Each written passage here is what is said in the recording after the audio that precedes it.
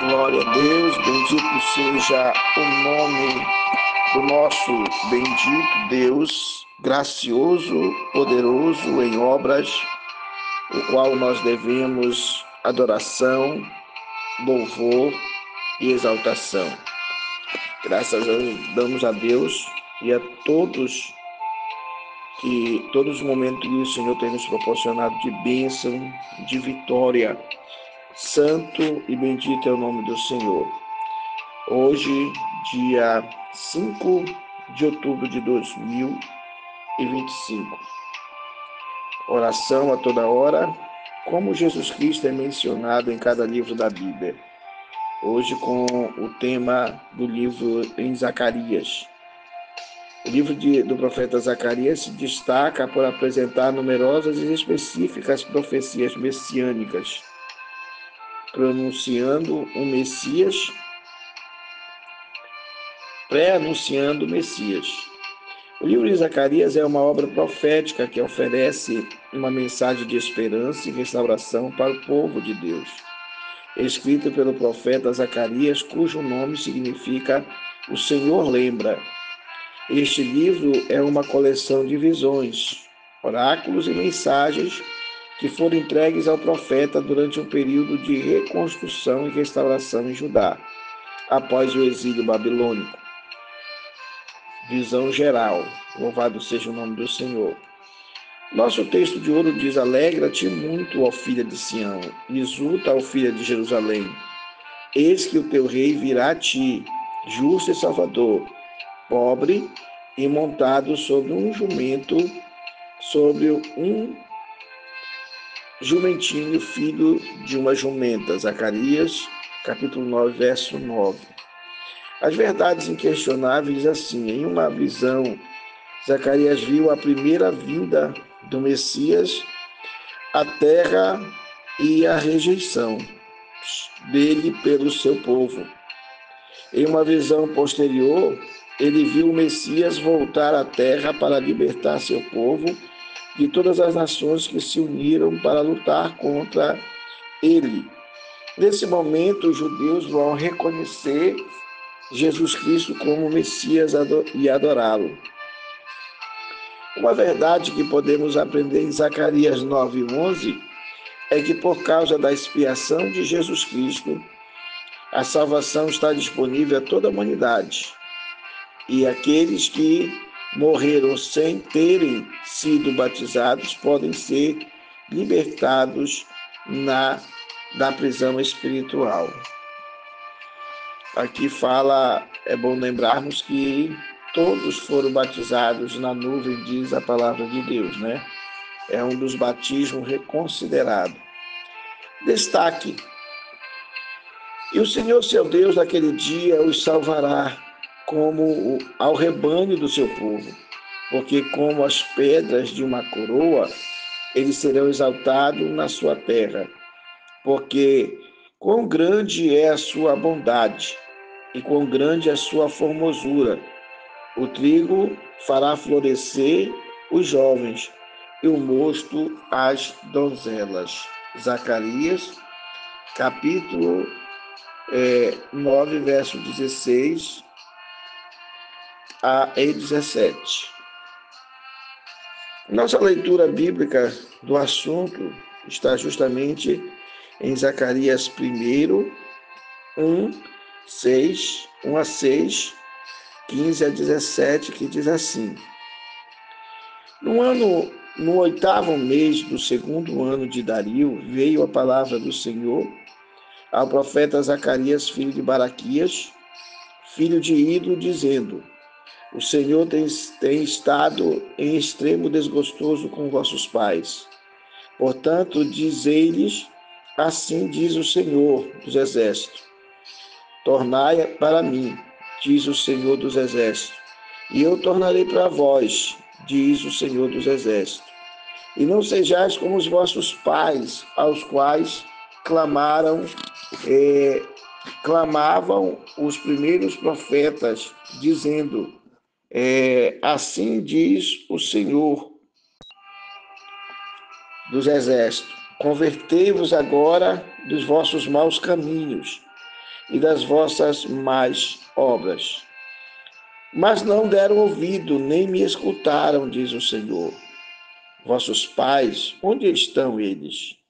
E os profetas, viverão eles para sempre? Contudo, as minhas palavras e os meus estatutos que eu mandei pelos profetas, meus servos, não alcançaram a vossos pais? E eles tornaram e disseram: assim como o Senhor dos Exércitos fez a tensão de vos tratar, segundo os vossos caminhos e segundo as vossas obras, assim ele os tratou. E com grandíssima ira estou irado contra as nações em descanso, porquanto, estando eu um pouco desgostoso, eles auxiliaram-me no mal, eles auxiliaram o mal no mal. Portanto, o Senhor diz assim: voltei-me para Jerusalém com misericórdia, e a minha casa nela será edificada, diz o Senhor dos Exércitos. E o cordel será estendido sobre Jerusalém. Clama outra vez, dizendo: assim diz o Senhor dos Exércitos: as minhas cidades ainda aumentarão e prosperarão, porque o Senhor ainda consolará a Sião e ainda escolherá Jerusalém. Que maravilha, né? São promessas maravilhosas para o fim dos tempos. Essas primeiras palavras aqui falam como se Deus estivesse voltando ao passado e lembrando de tudo que ele fez para que Israel não passasse pelo cativeiro. Mas, infelizmente, Israel foi duro de coração, duro de serviço, não confiaram a Deus como deveriam confiar, e por causa disso o Senhor, então, os tratou do jeito que foi tratado. Mas agora, Zacarias, ele é um dos que vem na primeira leva permitido por Dario e por Ciro, né, para poderem tomar conta para poderem voltar para reconstruir Jerusalém. Zacarias, neto de sacerdote Ido, profetizou ao povo de Judá após o retorno de 70 anos do exílio da Babilônia. Zacarias 1:1, Neemias 12:1 e 16. O avô de Zacarias retornou da Babilônia com seu jovem neto a reboque como o primeiro grupo de israelita autorizado a retornar em 538 a.C. Sob o decreto de Ciro, rei da Pérsia, devido à sua linhagem familiar, Zacarias era sacerdote, além de profeta. Ele, portanto, teria uma familiaridade íntima com as práticas de adoração dos judeus, mesmo que nunca tivesse servido em um templo concluído. Como um jovem, na época de suas primeiras profecias, Zacarias 2:4, sua vida provavelmente se estendeu até o reinado de Xerxes, 485 a 465 a.C., o rei mais conhecido da Bíblia por fazer parte ou ser o marido de Ester, a rainha da Pérsia. Zacarias, um jovem, especialmente quando era muito jovem, quando ele chegou e voltou para Jerusalém. Ele era contemporâneo de Ageu. Acompanhou o profeta mais velho para transmitir mensagem do Senhor ao remanescente judeu, recém-retornado da Babilônia.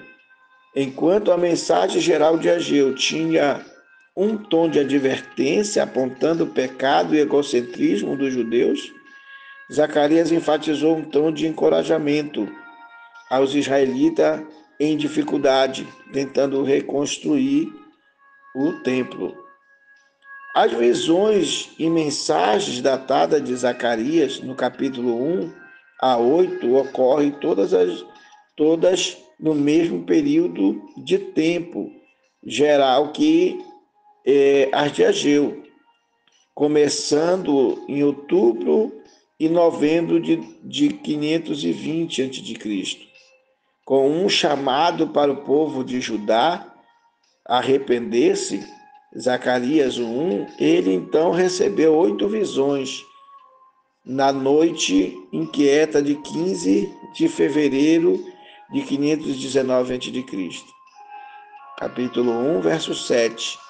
Seguidas por 4 mensagens que se pregou em 7 de dezembro de 518 a.C., capítulo 7, verso 1. Embora suas mensagens finais dos capítulos 9 a 14 não tenham data, a menção da Grécia em 9, capítulo 9, verso 13, sugere que as profecias vieram muito mais tarde em sua vida, possivelmente em algum momento na década de 480 a.C., antes de Esdras, 458 a.C., e Neemias, 444 a.C., chegarem para revitalizar novamente o povo judeu. Por que Zacarias é tão importante? O livro de Zacarias contém o maior e mais claro número de passagens messiânicas sobre o Messias, entre os profetas menores. Neste sentido, é possível pensar no livro de Zacarias como uma espécie de miniatura do livro de Isaías. Zacarias retrata Cristo tanto em sua primeira vinda. Zacarias 9 diz assim: Alegra-te muito, ó filha de Sião, e exulta, ó filha de Jerusalém. Eis que o teu rei virá a ti, justo e salvador, pobre e montado num jumento, com uma jumentinho, filho de jumenta. Zacarias 9, né? Quando ele pregou, ele falou tanto da primeira vinda como da segunda vinda. Na segunda vinda ele diz: e destruirei os carros de Efraim, os cavalos de Jerusalém, e os arcos de guerra será destruído, e ele anunciará a paz às nações, e o seu domínio se estenderá de um mar para o outro, desde o rio até a extremidade da terra. E eu os fortalecerei no Senhor, e andarão no seu nome, diz o Senhor. Zacarias 9:10 e Zacarias 10:12. Observe que aqui são profecias referentes ao Cristo. E nós não vamos poder explicar, porque nós estamos só dando uma visão geral sobre Zacarias. O importante aqui é nos lembrarmos da mensagem que Zacarias proclama aos filhos de Israel. Essa mensagem deve mexer com o nosso coração, para que a gente não seja de dura cerviz, porque esse é o conselho que Zacarias vai dar aos filhos de Israel, para que eles não sejam iguais aos seus pais, e fechar os ouvidos para a palavra de Deus, não se preocuparem em se converter dos seus maus caminhos, antes fizeram tudo de maneira a virar o ombro para Deus, e por esta causa sofreram 70 anos. Jesus virá de acordo com Zacarias, como o livro de Zacarias, como Salvador, juiz e finalmente como o Rei justo que governará seu povo em Jerusalém. Zacarias capítulo 14, verso 8 e 9. Naquele dia também acontecerá que correrão de Jerusalém águas vivas, metade delas para o mar oriental e metade delas ao mar ocidental. No estio e no inverno sucederá isto, e o Senhor será rei sobre toda a terra. Naquele dia, um será o Senhor e um será o seu nome. Fala aqui do juízo das nações, né? Quando o anticristo marchar em direção a Israel, você vê que hoje se tenta uma paz provisória para Israel, né? Israel está em plena guerra, todos os exércitos dos inimigos estavam já se fortalecendo para ir contra Israel, mas nós teremos um período agora de avaliação, onde algumas nações se uniram para tentar né, dar um jeito para que Israel tenha paz, para que a Palestina tenha paz. Porém, chegará um tempo em que o anticristo vai governar e vai querer assentar-se no trono do Messias em Jerusalém. Vai ajudar a reconstrução do templo, e nessa reconstrução do templo ele vai tentar ser o Messias de Israel, quando Israel não aceitará, porque Israel conhecerá pelos atos do anticristo que ele não é o Messias, por todas as artimanhas e arbitrariedade que ele fará na terra, e os judeus estarão atentos. Engana-se quem pensa que os judeus estão cegos para o que está acontecendo. O judeu foi, depois de todo o sofrimento que ele passou no cativeiro, eles aprenderam várias coisas. E entre as coisas que eles aprenderam foi olhar para a natureza. É ensino da palavra de Deus. Eles olharem para a natureza, olhar para a figueira, né? Olhar quando já começa a florescer, e fala sobre a questão das nações. E então eles aprenderam, através dos profetas, dos ensinamentos, que o Cristo viria, né? Então, e como era o Cristo? Então, eles rejeitaram Jesus não por causa dos judeus em si, mas por causa da liderança religiosa.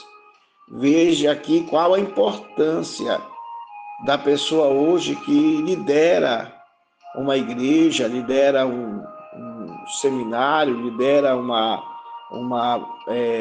cidade, lidera uma localização um lugar de adoração, tem nome de pastor, de bispa, de tudo que quiser aí, pode ter o nome que tiver, mas a responsabilidade é muito grande, porque liderar é ter visão para o céu, é olhar sempre aos sinais que Deus nos aponta, para que a gente não caia em desgraça e em descrédito. Qual é a grande ideia? Significando Yahvé se lembra, o nome de Zacarias é apropriado ao propósito de suas profecias, ou seja, Deus lembra de todas as coisas. E Zacarias é o nome, o significado dele é justamente esse, Yahvé se lembra. E é isso que Deus faz. Deus faz Israel lembrar, porque, como Ageu falou, né? Como também falou os outros profetas, que Israel não se convertia, pelo contrário, lutaram, mataram os profetas, fizeram um monte de coisa, de atrocidades. E agora Zacarias vem mostrando que eles deveriam voltar à memória e lembrar das profecias que foram dadas para eles, das promessas que foram feitas, para que eles não caíssem na mesma derrota, porque mesmo eles estando de volta em Jerusalém, eles voltariam a ficar dispersos. Por quê? Por causa da dureza do coração deles, porque assim como eles não deram ouvido, e mesmo no exílio, Deus dá a entender aqui no livro de Zacarias, que mesmo no exílio, eles mesmo assim não adoravam a Deus, não cultuavam a Deus, clamavam, choravam, mas não se converteram. Pelo contrário, muitos deles ainda foram e adoraram os deuses da Babilônia, Deus da Pérsia, dos Medos e Persa, né? E assim sucessivamente. Seu livro transborda da esperança de que Deus se lembraria de suas promessas ao seu povo, mesmo depois de todo o tempo que passaram fora da terra. O profeta usou uma estrutura simples de 8 visões. Zacarias 1, 16 a 6 e 15. 4 mensagens, Zacarias 7, e 2 oráculos, Zacarias 9.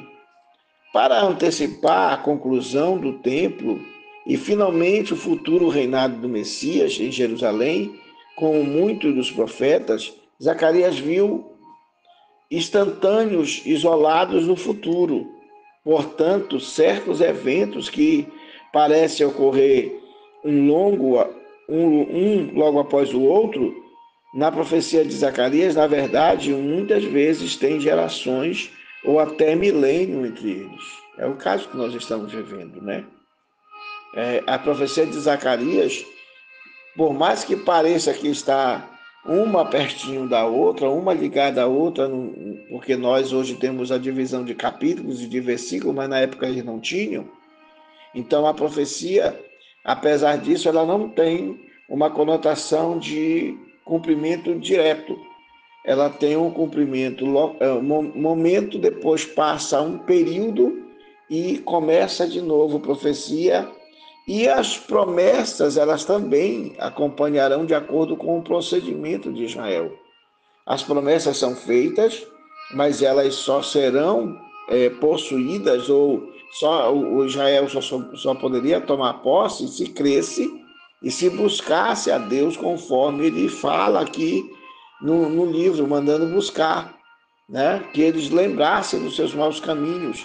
Nós falamos ontem, isso Ageu falava para eles olharem os seus caminhos, observassem os seus caminhos para ver como eles estavam fazendo. E aqui em Zacarias, o Senhor manda a eles novamente observarem os caminhos dos seus pais, como os pais procederam para que todo mal viesse sobre eles.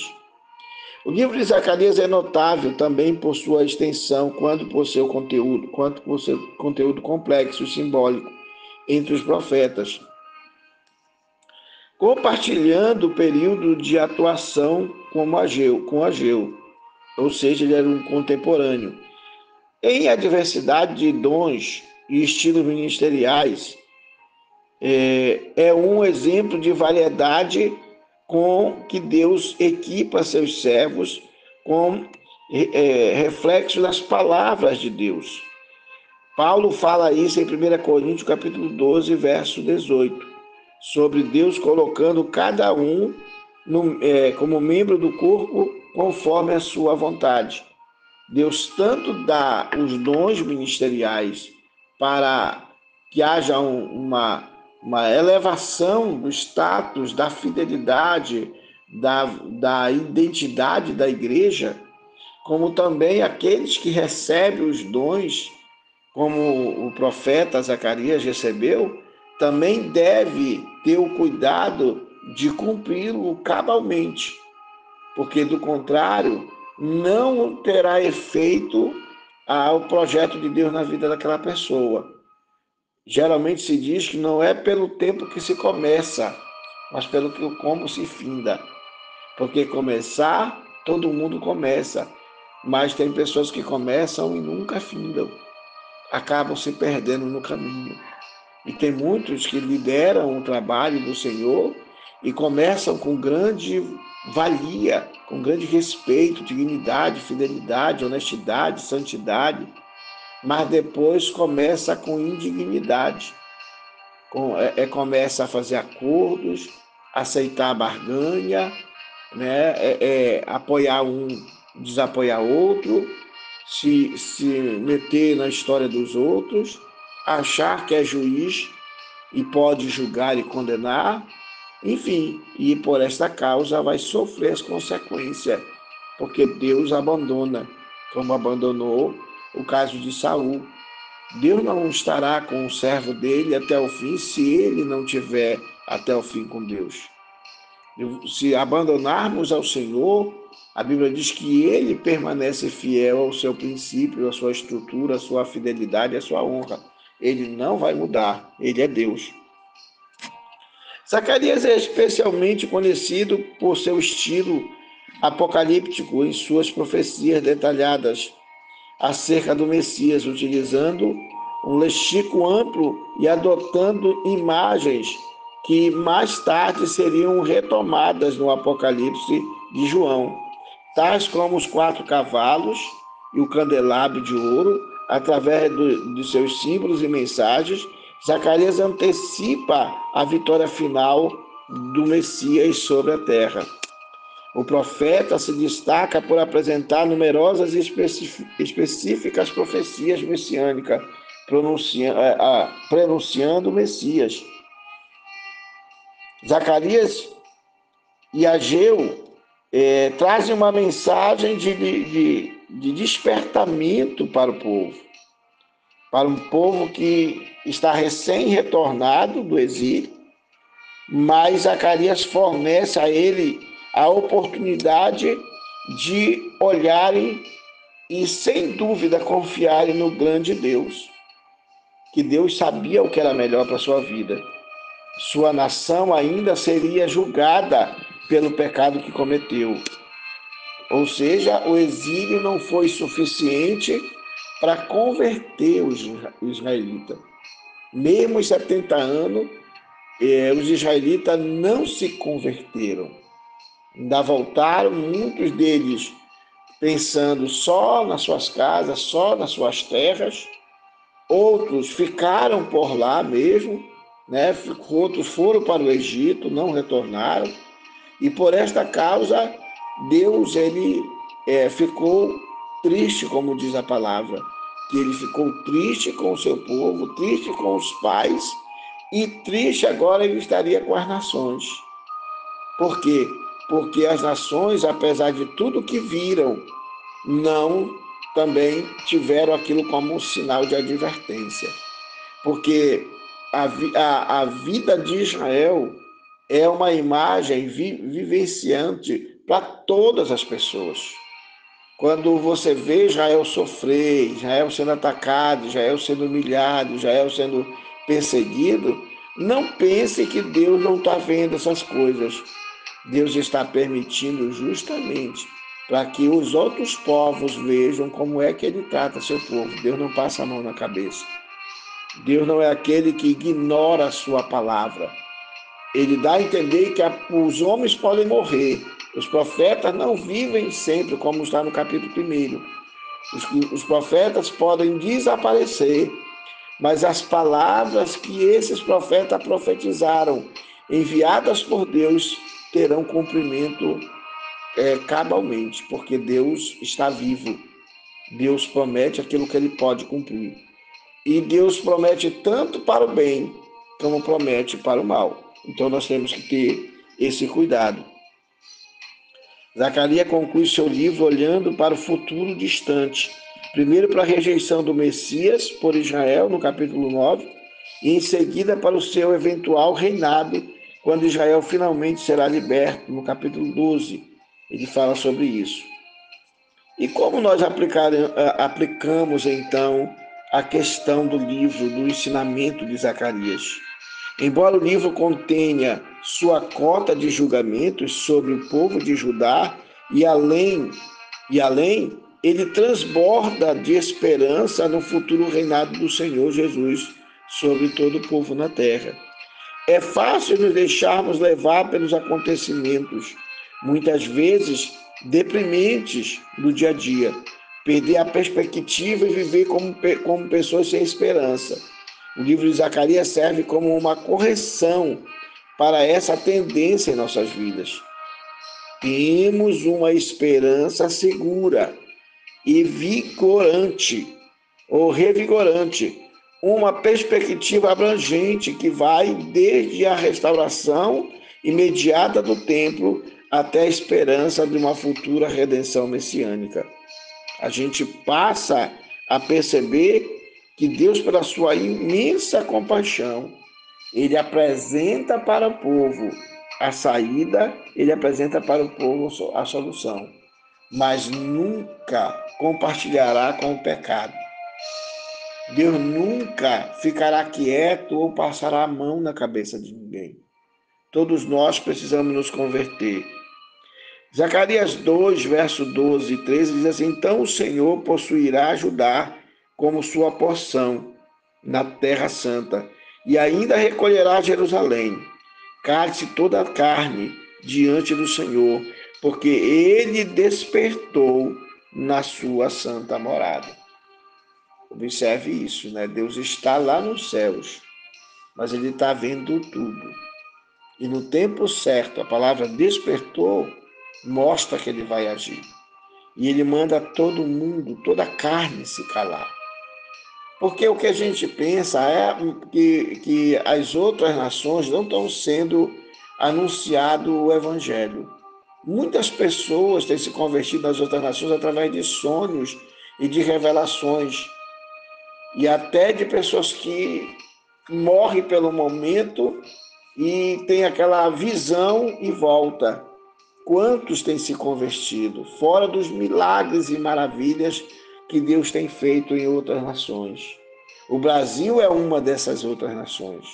Aliás, o Brasil é considerado o berço da missão. Por quê? Porque os missionários vieram para cá e através desses missionários, 2 pessoas, praticamente sem dinheiro, vieram sem nenhuma pessoa para ajudar eles financeiramente. Eles tiveram que trabalhar, assim como Paulo, eles tiveram que trabalhar para poder adquirir o seu pão de cada dia. Diferente dos que hoje vivem de dízimos e oferta, eles não podiam, naquela época, nem pensar em pedir dízimo e oferta, porque se eles fizessem isso, as pessoas, os próprios líderes religiosos da época os acusariam de qualquer tipo de ação e de roubo ou coisas parecidas.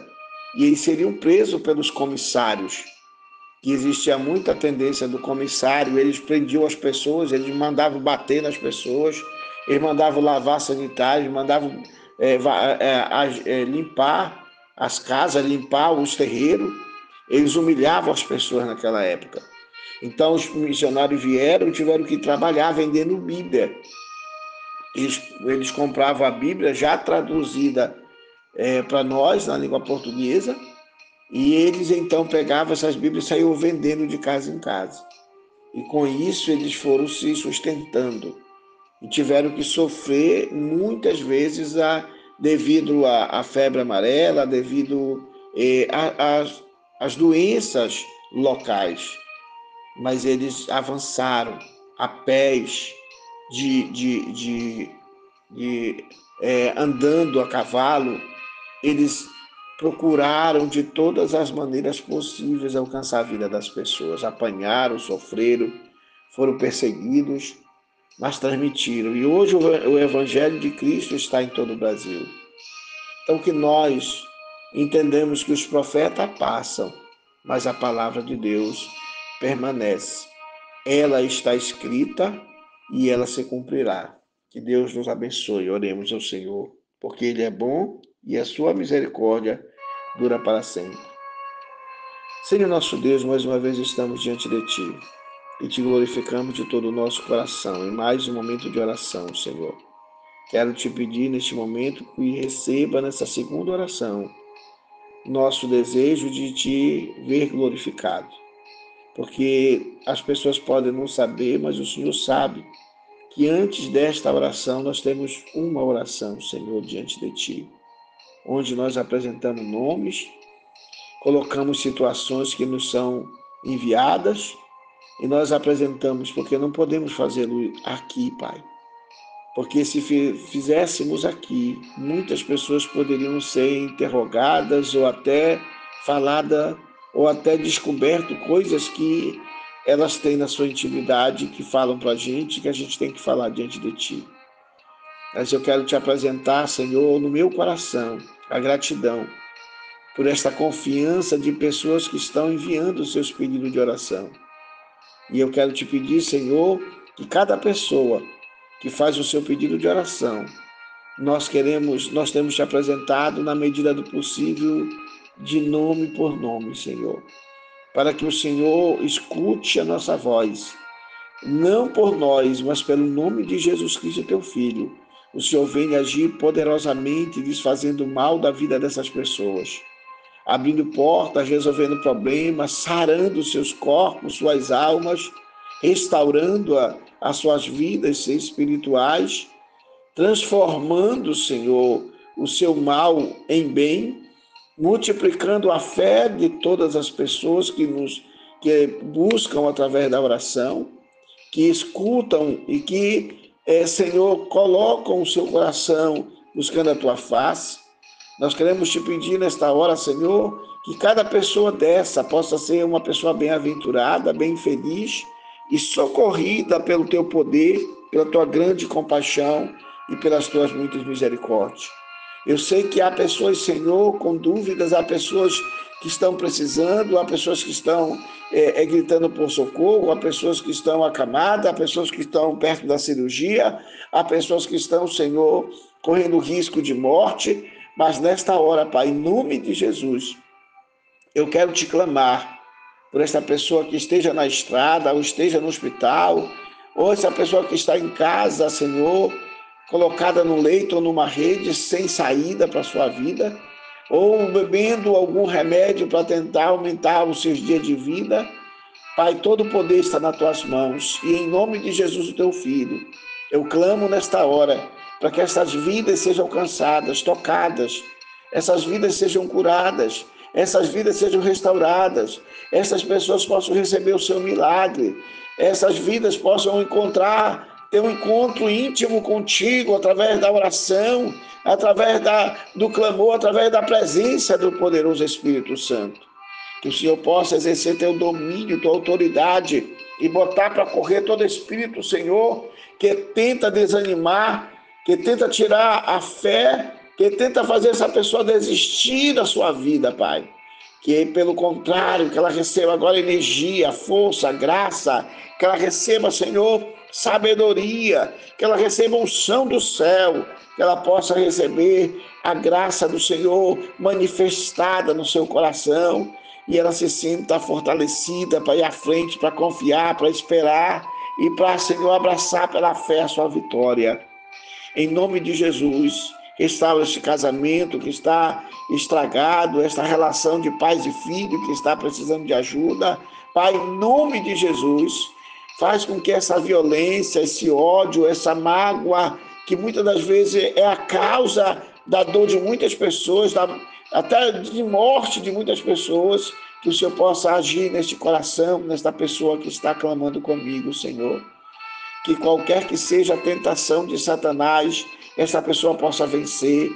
Que qualquer que seja, Senhor, o instrumento do mal que está na vida dessa pessoa, estragando a sua vida social, estragando a sua vida moral, estragando a sua vida financeira, estragando a sua vida de saúde, Senhor, mental, que o Senhor possa agir com poder e autoridade, e o teu governo chegue nesta vida e nesta alma, e ela seja abençoada, Pai. Pai, em nome de Jesus, restaura esta vida, restaura esta família, restaura este filho, esta esposa. Oh, Pai, abençoa nossos filhos, nossas filhas, abençoa os netos, abençoa os sobrinhos, abençoa os primos, abençoa os cunhados, as cunhadas, os irmãos, as irmãs, os nossos tios, Senhor. Abençoa, Pai, todos os avós, abençoa esta família, abençoa nosso Brasil, abençoa nosso estado, abençoa nosso município, abençoa, Senhor, nossa rua, abençoa nossa casa, abençoa com a tua presença, com o teu toque, restaura a nossa vida para te servir de todo o nosso coração. Assim recebe nossa adoração e a nossa gratidão, Pai, em nome de Jesus o Nazareno, porque só o Senhor é Deus e nós te amamos, Senhor.